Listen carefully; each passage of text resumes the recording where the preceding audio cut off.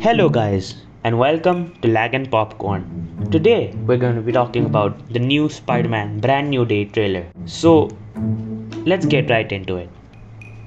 So, the first shot is of Spider Man slamming into a pizzeria sign and falling on his back on a police car. And then we see a shot of Scorpion who's trying to punch him and sting him with his tail. But then something snaps in Peter and he absolutely puts Scorpion to place. Now, seeing this, we understand that he's not pulling his punches, right? Because he's going through something. Now, we don't know what he's exactly going through, but he's definitely not fully in control of himself. He is very angry. That's what I derive from. He's very angry and he is definitely not the version of Spider Man which we used to see. So then we continue with the next shot as Ned saying that it is the last year of MIT and they have completed MIT basically.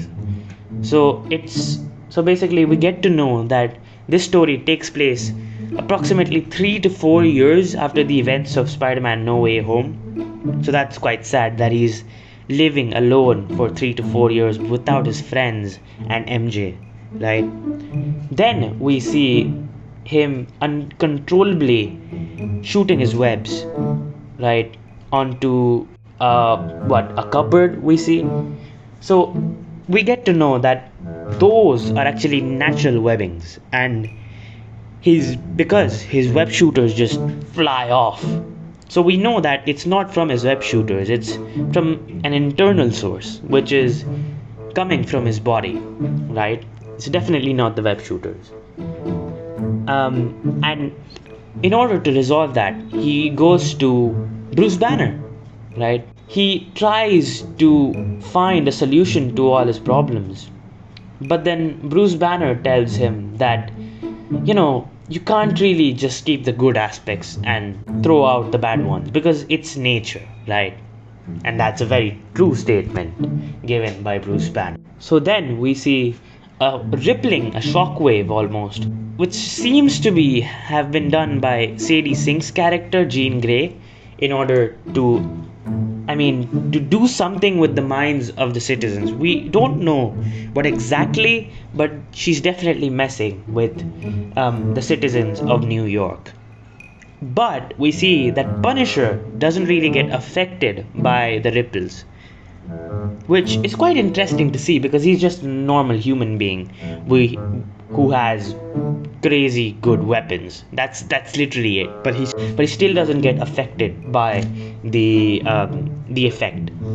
So after that we see Ned's wall, which is covered by theories and photos of Spider-Man, which shows that he's a really big stan of Spider-Man, and he's basically like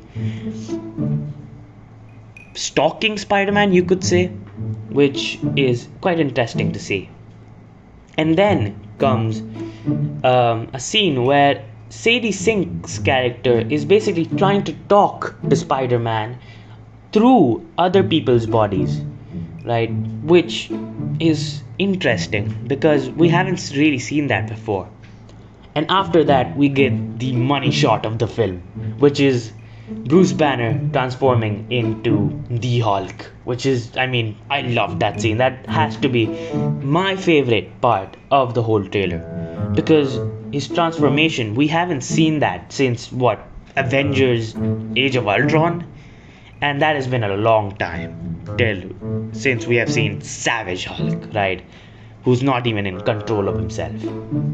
It's very interesting to see, and I'm really excited for that. Actually, I'm really looking forward to Savage Hulk, right?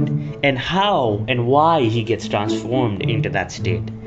It definitely has to do something with Jean Grey's character and how she maybe took his device which restricts him from becoming into the Hulk, off, right? So maybe she took it off, or let's see what happens in the movie. And then we see Spider-Man telling MJ that you're maybe in danger, right? So he brings her to Punisher because he's the only one which Spider-Man has. And that's actually quite emotional, right? He doesn't really have anyone to take her to. So he takes her to Punisher, which so that means that Punisher and Spider-Man will have a friendly, they will have a banter definitely, but they will still be like really good companions to each other. I think so, right? So they will fight in the beginning because style of doing things are different, but their aims are mostly the same, right? So we will see them team up in the future. Now, after that, we see one of the most important scenes of the trailer, which is the Hand fighting Spider-Man. Now, we have already seen this in the teaser trailer, right? But in this trailer, we see Spider-Man really in his full form fighting the Hand. And I mean, there's so many guys in the Hand while there's just Spider-Man, right? And it's absolutely amazing to see the fight which goes on. He just webs everyone up to the wall. It's so cool, right? It's so cool. I love it. I'm really excited for the Hand fight as well. And I think that this fight is going to take place in the climax, in my opinion, because it just feels like climax level stuff, right? And then after that, there's like the last shot, which is of Spider-Man falling from a building with Hulk just webbed to the debris of the building. It's so cool. It's so cool. After that, we see the last scene, which is of Spider-Man actually stretching. That has to be one of the most Spider-Man things which Spider-Man could do. He's stretching in between a fight which is going on, and it's actually quite hilarious. I love that scene. So that was the end of the trailer, and I thought that the trailer was very good. I loved the trailer and how they executed everything. I loved it. They have put in a lot of work into the movie. It's visible. It is very very well edited. I loved it. So from my side, I hope you liked the video and my breakdown of the trailer.